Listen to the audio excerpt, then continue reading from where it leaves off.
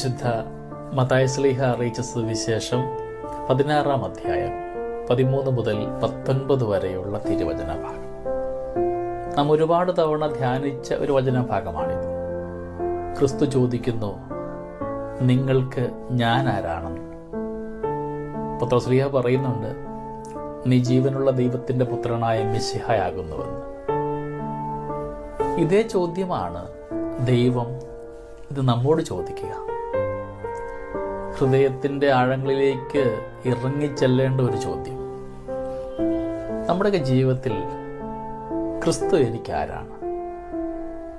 ഞായറാഴ്ച പള്ളിയിൽ പോകുമ്പോൾ ഒരു പ്രാർത്ഥനാ കാരണമാകുന്ന വ്യക്തി, ഏതെങ്കിലുമൊക്കെ ആവശ്യങ്ങൾ ഉണ്ടാകുമ്പോൾ ഞാൻ മുട്ടുമടക്കുന്ന ഒരിടം, അതിൻ്റെയൊക്കെ അപ്പുറത്തേക്ക് എൻ്റെ ജീവിതത്തിൻ്റെ ഭാഗമാക്കുവാൻ എനിക്ക് സാധിച്ചിട്ടുണ്ടോ ക്രിസ്തുവിനെ?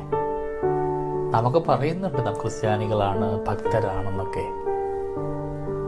ജീവിതത്തിന്റെ ഓരോ ഇടങ്ങളിലും ക്രിസ്തു സാന്നിധ്യമുള്ള വ്യക്തികളായിട്ടാണ് ഞാൻ ജീവിക്കുക. നാം പ്രകടിപ്പിക്കുന്നുണ്ട് ഒരുപാട് ഭക്തരായി, വിശുദ്ധരായിട്ടൊക്കെ. എൻ്റെ മനസ്സിൻ്റെ കോണിലുള്ള വിചാരങ്ങളും ആകുലതകളും ഒക്കെ എത്രമാത്രം എൻ്റെ ഭക്തിയുടെ കൂടെ പോകുന്നതായിട്ട് മാറപ്പെടുന്നുണ്ട്. എൻ്റെ ചിന്തകളും വികാരങ്ങളും ഒക്കെ, എൻ്റെ ജീവിത ബന്ധങ്ങൾ, എൻ്റെ അയൽക്കാരൻ്റെ വളർച്ചയൊക്കെ എത്രമാത്രം നന്മയിൽ സ്വീകരിക്കുവാൻ എനിക്ക് സാധിക്കുന്നുണ്ട്. അവരനെ ഒന്ന് താറടിച്ച് കാണിക്കുവാൻ കിട്ടുന്ന അവസരങ്ങളൊക്കെ ഞാൻ നന്നായിട്ട് വിനിയോഗിക്കാറില്ലേ?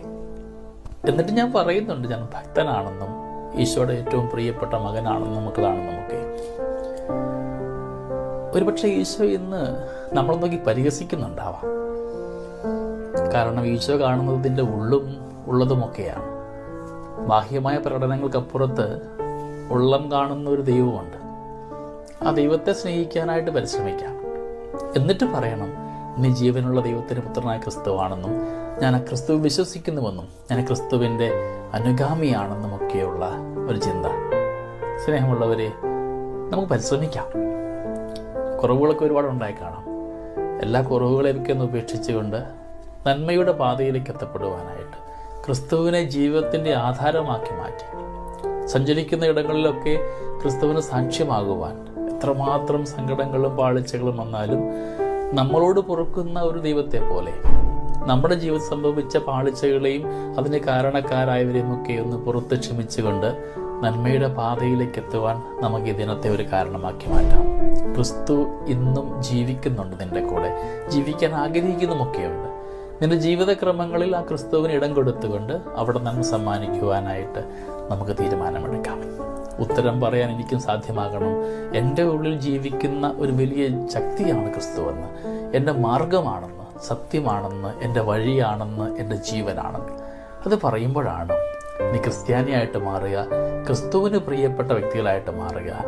നമുക്ക് എല്ലാവർക്കും ഈശോയെ അറിയാം.